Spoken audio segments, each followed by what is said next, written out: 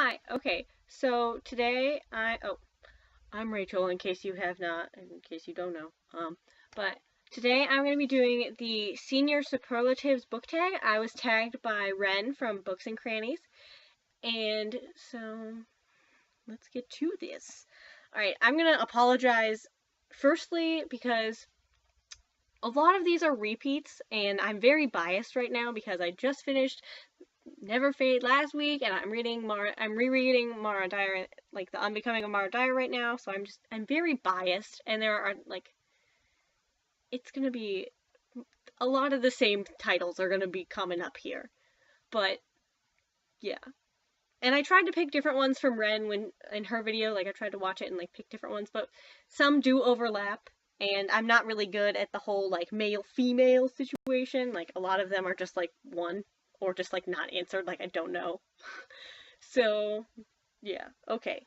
So, number one, Prettiest Eyes. That is a three-way tie between three different guys, and number one is Noah Shaw from The Unbecoming of Mara Dyer, because just when she... face, okay. Just his whole face, but, St. Clair slash Etienne, I'm gonna pronounce it Etienne. I don't know how to pronounce it correctly, but I think that's right. But from Anna and the French Kiss, so St. Clair, yeah. And then thirdly, Will. Beautiful Will.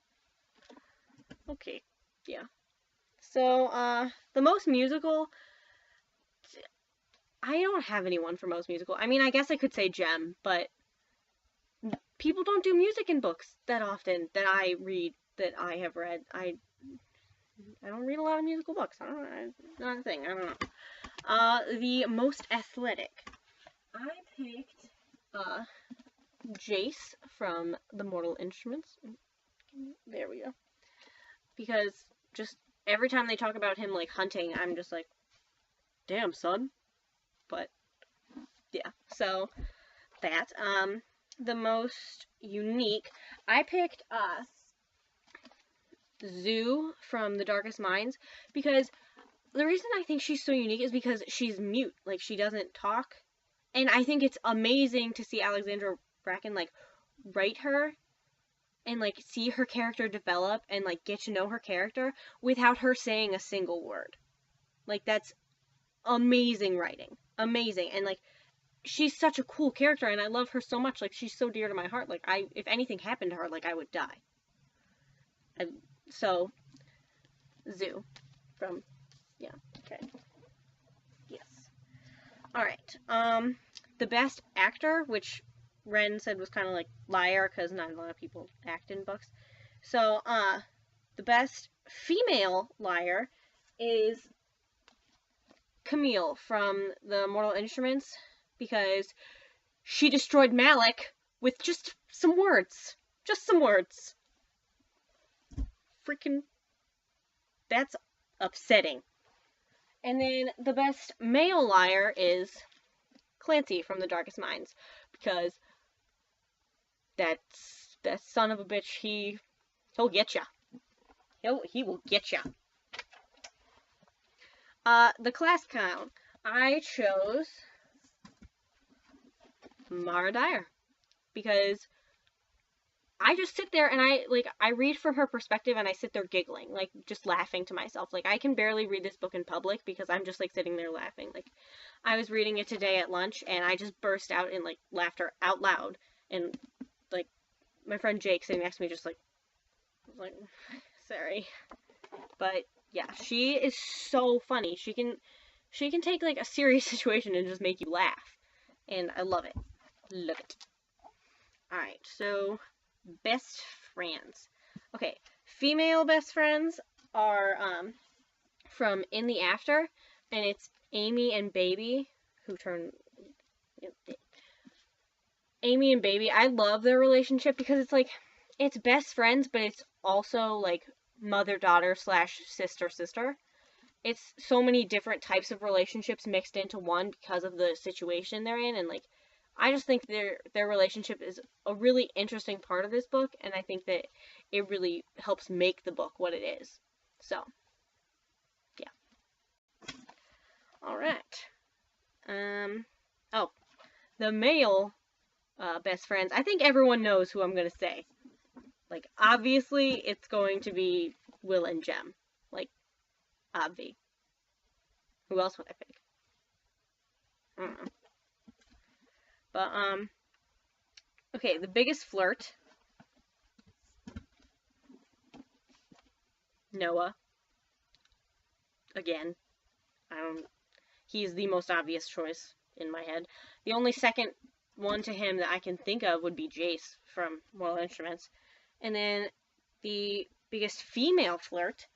This one's kind of hard, because, like, girls aren't really described that way in that book. So I picked Margot from Paper Towns. And wasn't really a fan of her, but she seemed kind of flirtatious, I guess. I don't know. I would dub her flirtatious. Best dressed. These two, the male and female, are from the same series, and that would be Juliet and Warner. I chose Juliet because they're always talking about that, like, skin tight suit that makes her look super fab. So sounds best dressed to me. Everyone else is just wearing t-shirts and pants. So whatevs. And then Warner, because she always describes him like super polished, like gloves and suit and all that stuff, and he seems very put together and well dressed in my, like, that's my Warner. Very well dressed Warner. And then most artistic would be Clary Frey from the Mortal Instruments, and Mara Dyer from The Unbecoming of Mara Dyer. This is like the 4th or 5th time I've used this. I'm sorry. Yeah. I don't really have a dude for the artistic one, because not a lot of guys are artistic in books. None that I've read. If you know any, tell me, because I'll read them, because I think that'd be interesting. But, next. Okay, so best mode of transportation now. This is, like, out of the actual, like, character section now, and this is into the, like, books overall. So, best mode of transportation would be Thestrals from the Harry Potter series, because you can just tell them where to go, and they're like, oh yeah, I know how to find that, and then they, like, boom, you're basically there, like, super quickly. And plus, they look super cool. Look at that. Everyone says they're so scary, but you know what? Those are awesome. Those are so cool looking. And then, like, if you can't see them, you get to look like you're like, just flying in the air by yourself. Like, that's so cool. My opinion. I don't know. Most likely to set on fire and then toss off a cliff. I have one whole series for this, and then another just plain old book. Hold on, I forgot to get this one out. Okay. The just plain old book one is The Selection by Kira Cass. Because anger.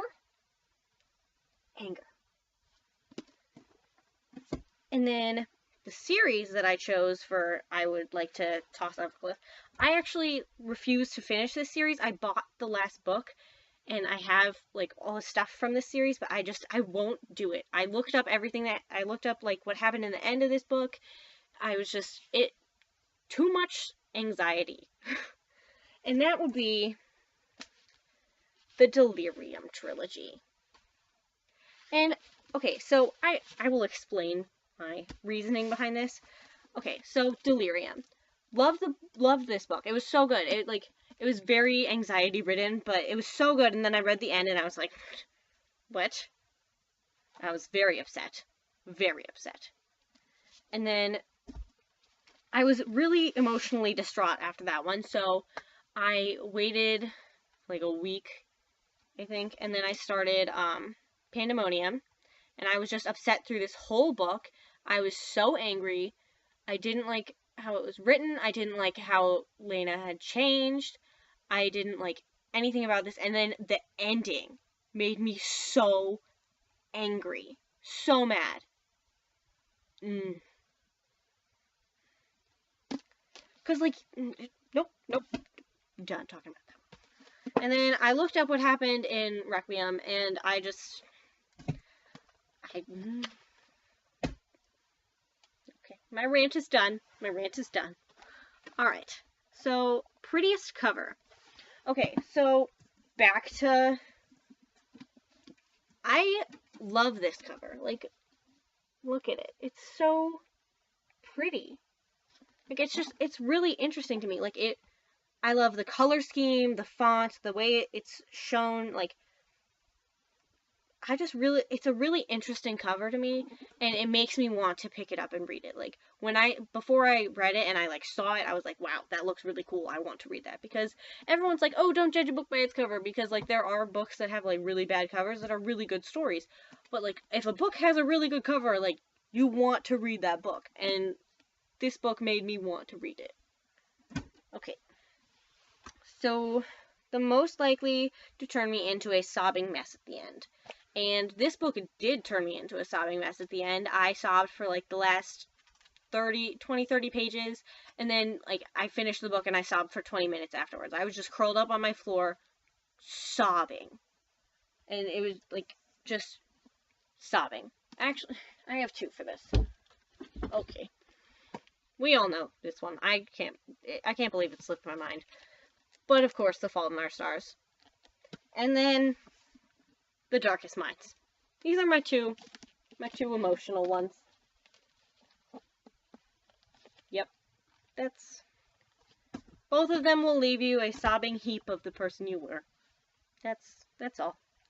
And then the last one is the best series, like, overall that you've ever read. That is impossible. I can't answer that for you. I can't. That's too hard. I can't do it. I love them all. They're all amazing, and I get really biased when I'm reading, like, one series, and I'll be like, oh, this is the best series in the world, and then, like, I'll finish it, and then I'll start another series, and I'm like, oh, this is the best series in the world, and, like, one isn't necessarily better than the other, it's just I'm extremely biased while reading that one. So, yeah, I can't answer that. But thank you for watching, and I'm going to tag 2 people, and I'm super sorry to, okay, so Simone, I'm going to call Simone, I don't know how to do the rest of your thing, I'm sorry, I'm not good at pronouncing stuff. I'm going to tag you, and I'm also going to tag Paige from Enchantology, and yep, so thanks for watching, and like or comment below, and bye!